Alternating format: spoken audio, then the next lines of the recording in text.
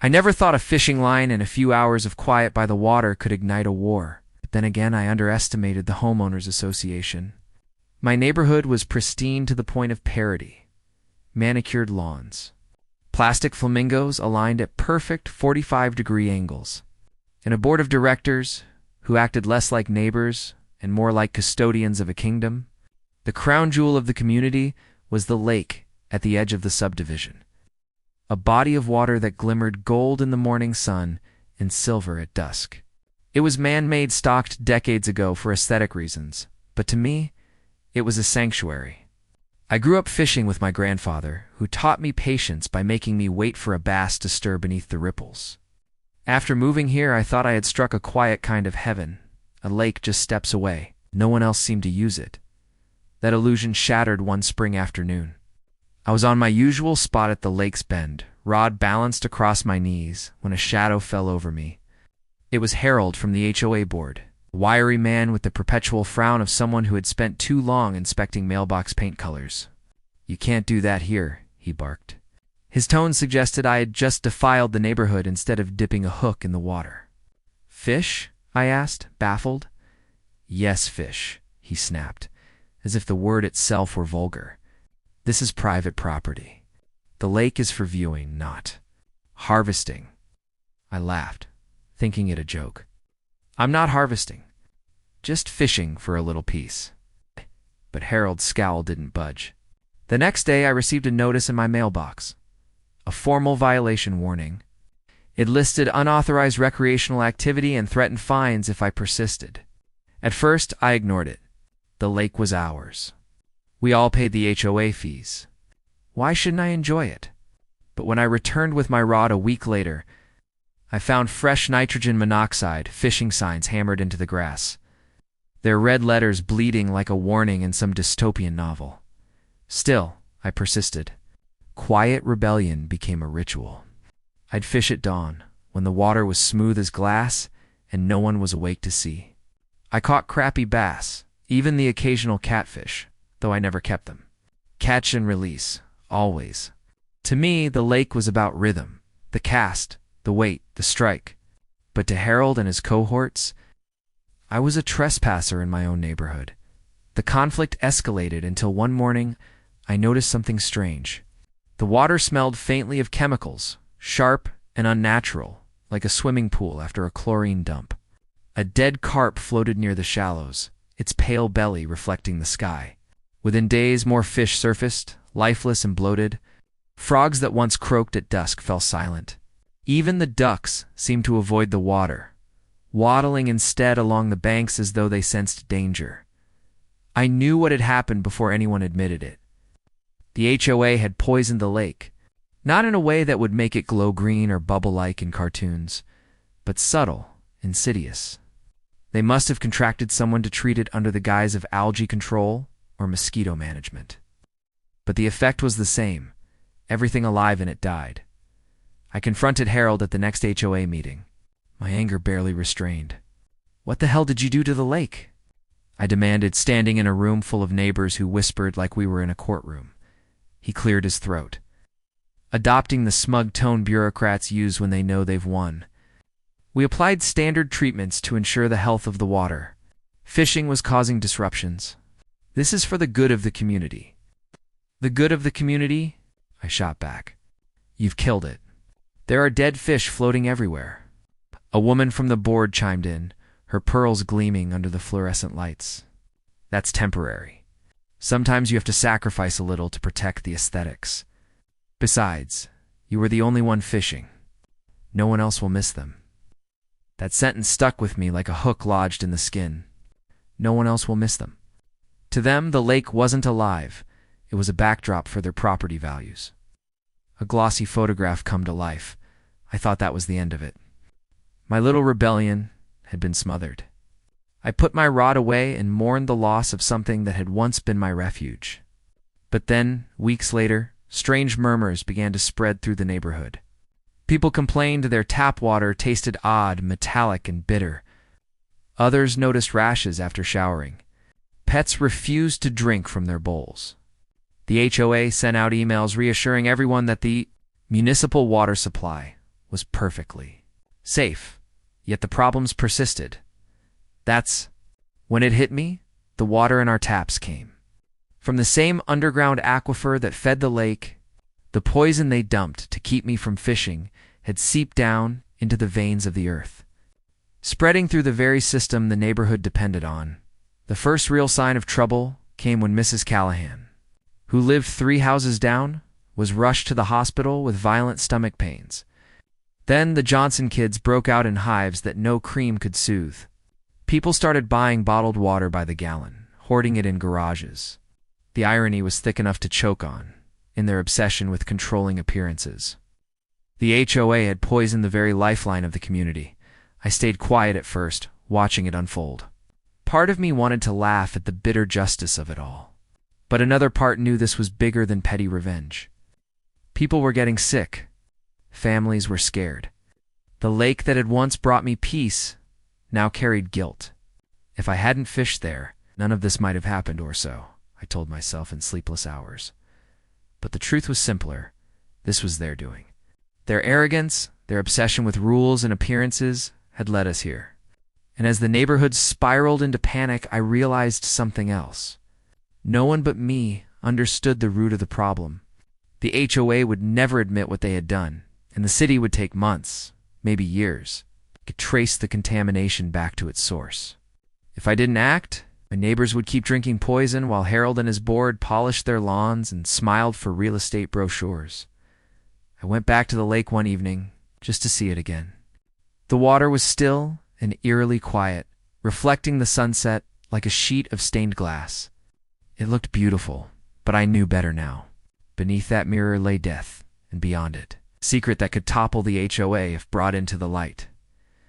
I crouched at the shore, staring at my own reflection. For the first time, I felt less like a fisherman and more like a soldier standing on the edge of a battlefield. The question wasn't whether I could expose them.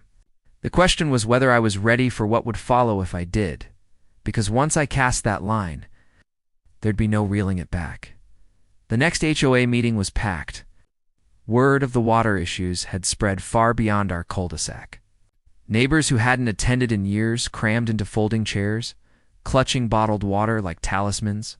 Some looked angry, others scared, but all of them had questions.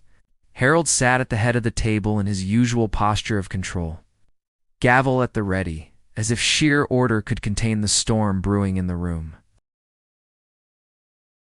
He started with a statement about rumors and misinformation, claiming the lake was unrelated to the water problems. But I couldn't stay quiet. I stood up, holding a plastic jug I had filled directly from my tap that morning. The liquid inside was cloudy, faintly tinged with green. This, I said, raising it high enough for everyone to see, is what comes out of my faucet. This is what my neighbors are drinking. And it didn't start until the board decided to poison the lake.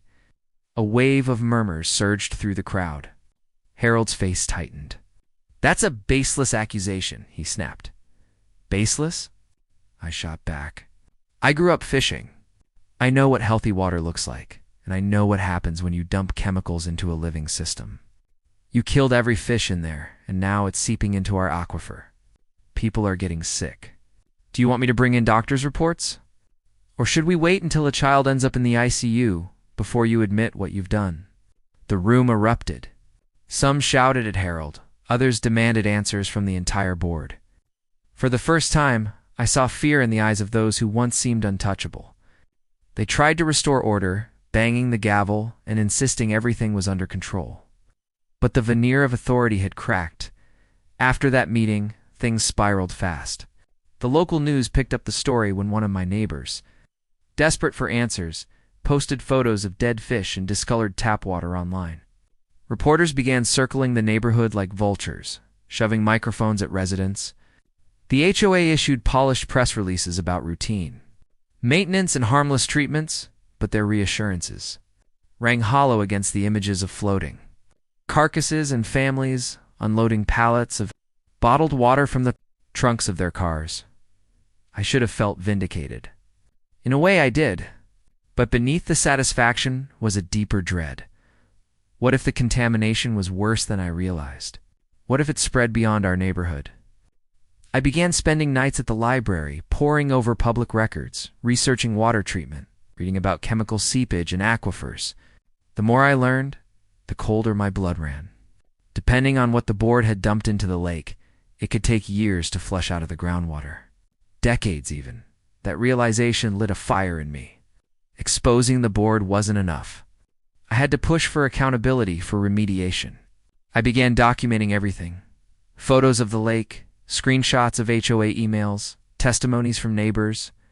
I reached out to environmental agencies, health departments, anyone who would listen. Most gave polite acknowledgments, promising to look into it. But bureaucracy moves slower than poison, and I knew time was against us. Then came the turning point. One morning, a man in a city inspector's uniform knocked on my door. He introduced himself as Daniel Ruiz, an environmental investigator sent to evaluate the water complaints.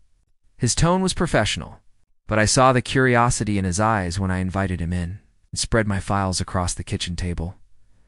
"You've done more legwork than most whistleblowers I deal with," he said after scanning the evidence. "If this holds up, the HOA is in deep trouble, but I need samples, official ones. Will you help me collect them?"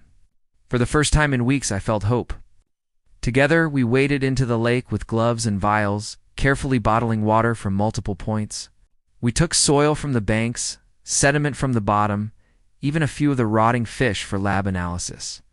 Daniel promised to expedite the tests. As he left, he looked me dead in the eye and said, "If your theory's right, this neighborhood's about to become a case study in negligence." While we waited, tensions boiled. The HOA doubled down, hiring lawyers and issuing threats. They sent me CS&Ds letters accusing me of defamation. Harold even cornered me at my mailbox one evening, his face red with fury. "You're destroying this community," he hissed. "No," I replied, holding his gaze. "You did that the moment you poisoned the lake." A week later, the lab results came back. The water contained elevated levels of copper sulfate and other algacides, far beyond safe thresholds. Alone, small amounts might have controlled algae blooms. But the board had dumped them in massive repeated doses, creating a toxic brew that leached into the groundwater. Daniel's report was damning. Gross mismanagement leading to significant environmental and public health hazards. The news broke like a thunderclap. Lawsuits piled in. Families demanded compensation for medical bills. The city threatened fines in the millions. The HOA board fractured under the pressure, members resigning one by one until only Harold remained, clinging to denial as though it were a life raft. But the damage was done. The lake was dead, and the aquifer would take years of treatment to recover. Our neighborhood, once marketed as a pristine enclave, became synonymous with scandal. Property values plummeted. For sale signs sprouted like weeds, but buyers were scarce. Through it all, I kept fishing, or at least pretending to. I'd sit at the shore with my rod, though the water no longer stirred with life. Neighbors would sometimes stop and ask why I bothered. My answer was always the same: because it reminds me what this place used to be, and what it could have been if greed hadn't poisoned it. In quieter moments, guilt still gnawed at me. If I hadn't resisted, maybe the board wouldn't have felt the need to kill the lake in the first place. But then I'd remember their arrogance, their disdain when they told me no one else would miss the fish. They would have done it eventually, whether to control algae, mosquitoes, or some other nuisance. My fishing just gave them an excuse. One evening, as the sun dipped low, Daniel joined me at the bank. He tossed a pebble into the still water and watched the ripples spread. "Funny thing about contamination," he said. "People think it stays where you put it, but it always finds a way to spread." I nodded, feeling the weight of his words. Same with the truth. For a long time, neither of us spoke. The lake glowed red with the reflection of the sky, beautiful despite its sickness. It struck me then that the water was a mirror of the community itself, outwardly perfect, inwardly poisoned by control, appearances. In fear, in the months that followed, remediation crews arrived, testing and filtering, trying to undo the damage. Children returned to playing outside, though their parents still kept bottled water on hand. The HOA collapsed, replaced by a grassroots committee of residents determined never to repeat the mistakes of the past. And Harold. He disappeared. Rumor had it he moved to another city, to another neighborhood with another lake, to guard like a tyrant. As for me, I stayed. I tended my garden, waved at neighbors, and sat by the water most evenings. I knew it would be years before fish returned, if they ever did. But I also knew the lake's story wasn't just about loss. It was about exposure, about how control can curdle into destruction, and about how even the smallest act, like casting a line, can reveal the rot beneath a flawless surface. Sometimes, when the breeze is right, I swear I can almost hear the splash of a bass breaking the surface, as if reminding me that nothing stays poisoned forever. Given enough time, nature heals. The question is whether people do. I keep my rod ready, just in case.